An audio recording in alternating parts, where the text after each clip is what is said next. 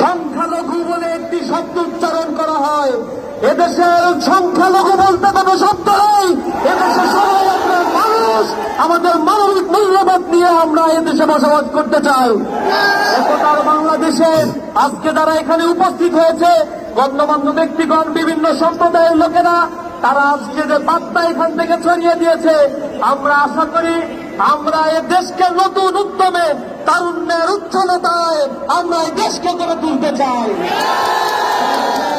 আমরা বলতে চাই, বাংলাদেশকে যদি কারো ষড়যন্ত্র করার সাপ জাগে, আবার যদি কারো ভয় এই বাংলাদেশকে ফেসিবাদের উদ্দেশ্যে আমরা এগিয়ে আসতে চাই, সাধারণ ছাত্র জনতা তাদেরকে এই বাংলাদেশে এক মুহূর্তে থাকতে দেবে না।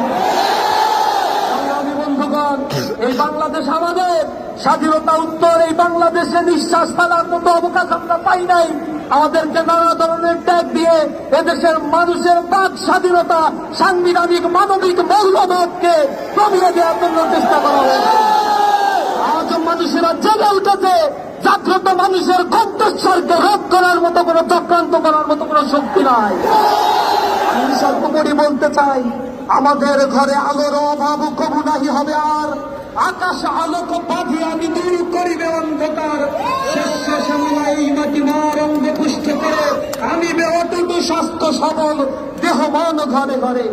আমরা আনিব ফুল ও ফসল, পাখিরা তারা নভর, জগৎ করিব মধুময়, প্রাণে প্রাণে প্রীতিডোর। আমরা প্রতিটি প্রাণের বন্ধনে এই স্বাধীন সার্বভৌম দেশকে গঠন করব। আমরা অতন্ত্রী প্রহরী হয়ে বাংলাদেশের প্রতি ইঞ্চি মাটিকে আমরা রক্ষা করবো ইনশাআল্লাহ।